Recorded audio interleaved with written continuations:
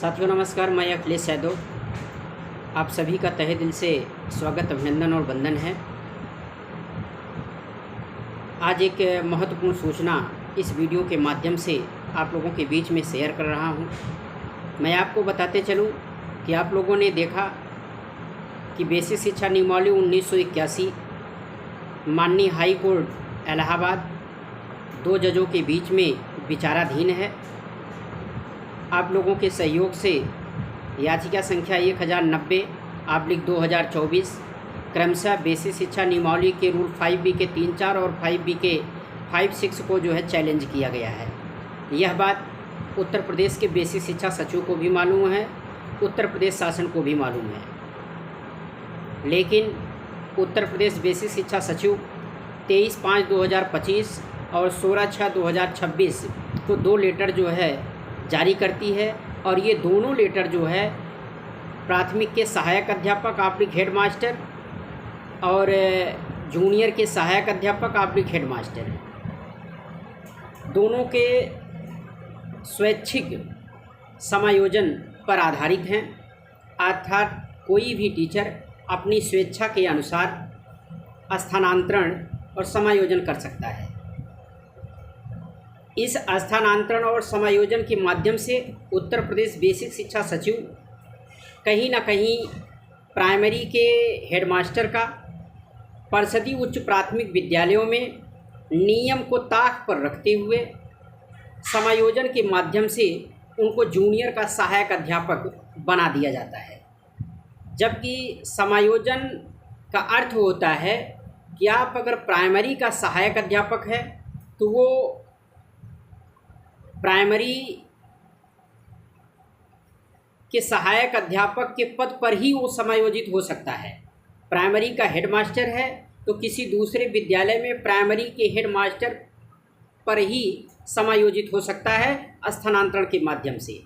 लेकिन उत्तर प्रदेश बेसिक शिक्षा सचिव बेसिक नियमावली और RTE एक्ट 2009 तथा NCTE की गाइडलाइंस को ताक पर रखकर प्राइमरी के हेडमास्टर का परिषदीय उच्च प्राथमिक विद्यालयों में लगभग 9000 से अधिक सीटों पर सहायक अध्यापक के पद पर प्रमोशन कर दिया गया। मैं आपको बताते चलूं कि पूरी नियमावली ऑलरेडी पहले से ही चैलेंज है, और जब पूरी नियमावली आपकी चैलेंज है तो ऐसी दशा में सरकार और सरकार के शिक्षा विभाग के आला अधिकारी न तो वो स्थानांतरण कर सकते हैं, न तो वो समायोजन कर सकते हैं।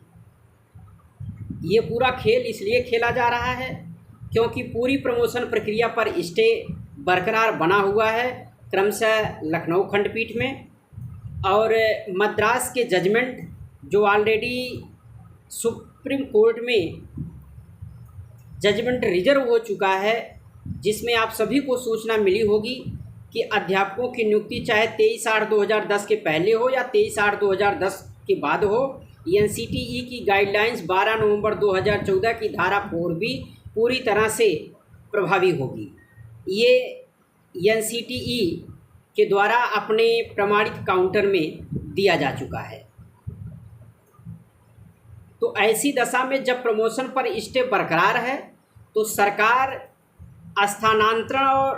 स्थानांतरण के माध्यम से विद्यालयों में शिक्षकों के स्वैच्छिक समायोजन के जरिए परिषदीय उच्च प्राथमिक विद्यालयों में सहायक अध्यापकों के पद पर नियुक्ति की जा रही है।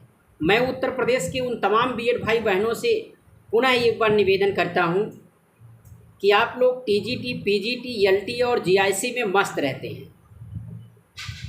आपको ये मालूम होगा कि इन विद्यालयों की संख्या पूरे प्रदेश में, अगर हम शासकीय राजकीय इंटर कॉलेजों की बात करें तो 3 से 4 हज़ार है। अशासकीय सहायता प्राप्त माध्यमिक इंटर कॉलेजों की बात करें तो लगभग 8,000 है इनकी संख्या। कुल मिलाकर के शासकीय अशासकीय माध्यमिक इंटर कॉलेजों की संख्या पूरे उत्तर प्रदेश में लगभग 10 से 12 हज़ार है। वहीं पूरे उत्तर प्रदेश में परिषदीय उच्च प्राथमिक विद्यालयों की संख्या लगभग 45,000 है। आप ये आंकड़ा लगा सकते हैं कि अध्यापकों के पद कहाँ ज़्यादा सृजित हैं। तो तो परिषदीय उच्च प्राथमिक जो विद्यालय हैं आज प्रेजेंट टाइम में लगभग 65 से 70 हज़ार पद जो है रिक्त पड़े हुए हैं पूरे उत्तर प्रदेश में। आप लोगों ने देखा भी होगा कि उत्तर प्रदेश सरकार विधानसभा सेशन में उन्होंने साफ ये कहा था कि पूरे उत्तर प्रदेश में 40 से 50 हज़ार पद परिषदीय उच्च प्राथमिक विद्यालयों में रिक्त हैं। हम इन पे 100% प्रमोशन की नीति के माध्यम से अध्यापकों को रखने का काम करेंगे। लेकिन प्रमोशन स्टे होने की वजह से सरकार प्रमोशन नहीं कर पा रही है। उधर आप लोगों के सहयोग से हमने पूरी बेसिक शिक्षा नियमावली को चैलेंज करते हुए 19वें अमेंडमेंट की बहाली के लिए अर्थात 50% सीधी भर्ती प्रक्रिया परिषदीय उच्च प्राथमिक विद्यालयों में बहाल हो, जिससे बीएड के साथ जो अन्याय हो रहा है उनको न्याय मिल सके। इसके लिए हमने पूरी बेसिक शिक्षा नियमावली के रूल 5B के 3-4 और 5B के 5-6 को चैलेंज किया था।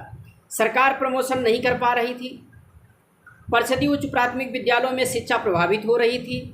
इसलिए नियम को ताक पे रखते हुए एक नया जो है रूल शासनादेश जारी किया जाता है, स्वैच्छिक समायोजन। मान्यवर, मैं आपको बताना चाहता हूं कि अगर कोई भी रूल अगर बेसिक नियमावली का अगर चैलेंज है तो आप परिषदीय उच्च प्राथमिक विद्यालयों में न तो आप स्थानांतरण कर सकते हैं और न ही समायोजन कर सकते हैं तब तक जब तक ये रूल जो है पूरी तरह से संशोधित नहीं हो जाता है, जब तक माननीय हाई कोर्ट का जजमेंट नहीं आ जाता है। ऐसी दशा में जो 9000 शिक्षकों का प्राइमरी की हेडमास्टर का परिषदीय उच्च प्राथमिक विद्यालयों में सहायक अध्यापकों के पद पर समायोजन के माध्यम से नियुक्ति दी जा रही है, उसमें 23/8/2010 और 12 नवंबर 2014 की धारा 4B का अनुपालन नहीं किया गया है। इसलिए पूरी तरह से अवैध है, अर्थात उसमें टेट लागू नहीं किया गया है, क्योंकि इनके लेटर जो 23/5/2025 और 16/6/2026 को जारी किया गया था उसमें टेट का कहीं जिक्र नहीं है। इसलिए आप लोगों से मेरी अपील है, जितने उत्तर प्रदेश के बीएड भाई बहन हैं, आपसे मेरी अपील है कि इस पूरे क्रमशः 23/5/2025 और 16/6/2025 के लेटर को आप चैलेंज कराते हुए बेसिक शिक्षा नियमावली 1981 याचिका संख्या 1090 का हवाला देते हुए इस पर सुनवाई कराया जाए, जिससे जो 9000 पद उत्तर प्रदेश सरकार शिक्षा बेसिक के माध्यम से समायोजन में नियुक्ति जूनियर उच्च प्राथमिक विद्यालयों में दी जा रही है, उसमें से कम हमको जो है 4000 या 4500 पद मिलने चाहिए। और वो 4500 पद बीएड सामाजिक विज्ञान, हिंदी, संस्कृत, कला, गणित के अभ्यर्थियों का है। इसलिए मैं पुनः आप लोगों से निवेदन करता हूं कि अभी समय है, वक्त है, जाग जाइए, अन्यथा ये उत्तर प्रदेश बेसिक शिक्षा सचिव सुरेंद्र कुमार तिवारी पूरी तरह से भ्रष्टाचार में लिप्त है। ये अपने विभाग में ही अपनी चेयर पे बैठकर बेसिक शिक्षा अधिकारियों से पैसा मंगवाता है और इस तरह से ये रूल बना करके अवैध नियुक्ति परिषदीय उच्च प्राथमिक विद्यालयों में दी जा रही है। इस सुरेंद्र कुमार तिवारी जो बेसिक शिक्षा सचिव के पद पर पदासीन है, ये पूरी तरह से भ्रष्टाचार में लिप्त है। हम उत्तर प्रदेश सरकार से ये गुजारिश करते हैं कि ऐसे भ्रष्ट और निकम्मे बेईमान अधिकारियों को पद से विमुक्त किया जाए। धन्यवाद।